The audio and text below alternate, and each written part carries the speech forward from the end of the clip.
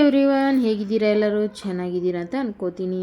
ನೀವು ತಲೆ ಸಾಂಬಾರು ತುಂಬ ವೆರೈಟಿ ಮಾಡಿ ತಿಂದಿರಬೇಕು. ಆದರೆ ನಾನು ಮಾಡಿರೋ ಥರ ಒಂದು ಸಾರಿ ಟ್ರೈ ಮಾಡಿ, ತುಂಬ ಚೆನ್ನಾಗಿರುತ್ತೆ. ಆಮೇಲೆ ಇದ್ರ ಮೆದುಳನ್ನ ಯಾವ ಥರ ನಾನು ಒಡೆದೇ ಇರೋ ಹಂಗೆ ನಾನು ಯಾವ ಥರ ಮಾಡಿದ್ದೀನಿ ಅಂತ ತೋರಿಸ್ತೀನಿ ಈ ರೆಸಿಪಿಯಲ್ಲಿ.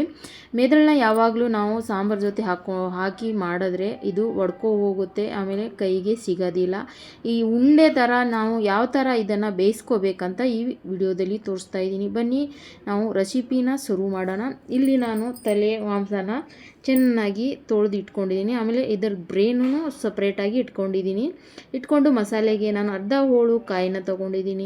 ಆಮೇಲೆ ಬೆಳ್ಳುಳ್ಳಿ, ಕೊತ್ತಂಬರಿ ಸೊಪ್ಪು, ಒಂದು ಟಮಾಟೋನ ಇದಕ್ಕೆ ಹಾಕ್ಕೋತಾ ಇದ್ದೀನಿ. ಹಸಿ ಶುಂಠಿ ಹಾಕ್ಕೊಂಡು ಆಮೇಲೆ 2 ಟೇಬಲ್ ಸ್ಪೂನ್ ಆಗೋಷ್ಟು ಊರುಗಡ್ಲೆ ಹಾಕ್ಕೊಂಡು ರುಬ್ಕೊಂಡು ಬಂದಿದ್ದೀನಿ. ಇದಕ್ಕೆ ನಾನು ಡ್ರೈ ಮಸಾಲೆಯಲ್ಲಿ ಸಾಂಬಾರು ಪೌಡ್ರು, ಖಾರ ಪುಡಿ, ಧನಿಯಾ ಪೌಡ್ರು, ಅರಿಶಿನ, ಆಮೇಲೆ ಗರಂ ಮಸಾಲೆನ ಹಾಕ್ಕೊಂಡಿದ್ದೀನಿ. ನೋಡಿ, ಈ ಸಾಂಬಾರು ಪೌಡ್ರು ನಮಗೆ ಅಚ್ಚ ಖಾರದ ಪುಡಿ ಎಲ್ಲ ಇದು ನಮ್ಮದು ಗರಂ ಮಸಾಲೆ ಸಾಂಬಾರು ಪೌಡ್ರು, ಅದನ್ನು ಯೂಸ್ ಮಾಡ್ಕೋತಾ ಇದ್ದೀನಿ. ತುಂಬ ಕಲರ್ಫುಲ್ಲಾಗಿದೆ. ಇದು ಮನೆಯಲ್ಲೇ ಮಾಡಿ ಇರೋದು ನಾವು.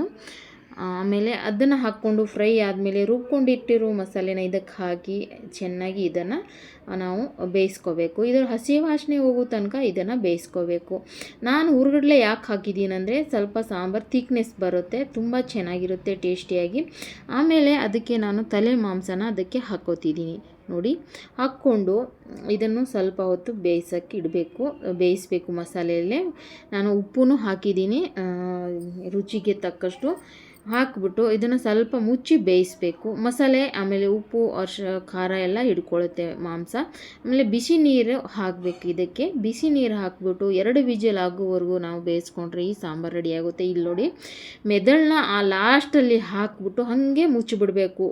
ಇದು ಕುಕ್ಕರ್ ಮುಚ್ಚಿ ಕೂಗಿಸ್ಕೊಂಡು ಆಮೇಲೆ ಫಸ್ಟಿಗೆ ನಾವು ಮೆದುಳನ್ನ ಎತ್ಕೊಬಿಡಬೇಕು. ಇಲ್ಲ ಅಂದರೆ ಒಡ್ಕೊಂಡು ಇದು ಕೈಗೆ ಸಿಗಲ್ಲ. ತುಂಬ ಚೆನ್ನಾಗಾಗುತ್ತೆ, ತುಂಬ ಟೇಸ್ಟಿಯಾಗಿ ಈ ಸಾಂಬಾರು ರೆಡಿ ಆಗುತ್ತೆ. ಈ ವಿಡಿಯೋ ಏನಾದರೂ ಇಷ್ಟ ಆದರೆ ಲೈಕ್, ಶೇರ್, ಕಮೆಂಟ್ ಮಾಡಿ. ಪೇಜ್ನ ಫಾಲೋ ಮಾಡ್ಕೊಳ್ಳಿ. ಯೂಟ್ಯೂಬಲ್ಲಿ ನೋಡ್ತಾ ಇದ್ರಿ ಯೂಟ್ಯೂಬ್ ಚಾನಲ್ನ ಸಬ್ಸ್ಕ್ರೈಬ್ ಮಾಡ್ಕೊಳ್ಳಿ. ಫೇಸ್ಬುಕ್ಕಲ್ಲಿ ನೋಡ್ತಾ ಇದ್ರಿ ಪೇಜ್ ಫಾಲೋ ಮಾಡ್ಕೊಳ್ಳಿ. ಇನ್ಸ್ಟಾಲ್ ನೋಡ್ತಾ ಇದ್ರಿ ಇನ್ಸ್ಟಾನ ಫಾಲೋ ಮಾಡ್ಕೊಳ್ಳಿ. ಇಲ್ಲಿ ನೋಡಿ, ರುಚಿಕರವಾದ ಕಮ್ಮಿ ಸಮಯದಲ್ಲಿ ಈ ತಲೆ ಸಾಂಬಾರು, ಮಟನ್ ಸಾಂಬಾರು ರೆಡಿ ಆಗುತ್ತೆ. ಒಂದು ಸಾರಿ ಟ್ರೈ ಮಾಡಿ ನೋಡಿ, ಯಾವ ಥರ ಅನಿಸಿದೆ ಅಂತ ಕಮೆಂಟಲ್ಲಿ ತಿಳಿಸಿ. ನೋಡಿ, ಮೆದುಳು ಒಂಚೂರು ಹೊಡೆದಿಲ್ಲ, ಹಂಗೆ ಇದೆ. ಇದನ್ನೇ ನೀವು ಬುರ್ಜಿ ಥರ ಮಾಡ್ಕೋಬೋದು ಮೆದುಳನ್ನ. ನಾನು ಇದನ್ನು ಹಾಗೆ ತಿಂತೀವಿ ನಾವು, ಚೆನ್ನಾಗಿರುತ್ತೆ. ತುಂಬ ಟೇಸ್ಟಿಯಾಗಿ ರುಚಿಯಾಗಿ ಈ ಸಾಂಬಾರು ರೆಡಿ ಆಗುತ್ತೆ. ಯಾವ ಥರ ಅನ್ನಿಸ್ತು, ಹೇಗೆ ಅನ್ನಿಸ್ತು, ನಾವಂತೂ ಇದನ್ನು ತುಂಬ ಎಂಜಾಯ್ ಮಾಡಿ ತಿಂದಿದ್ವಿ. Thank you for watching. Bye.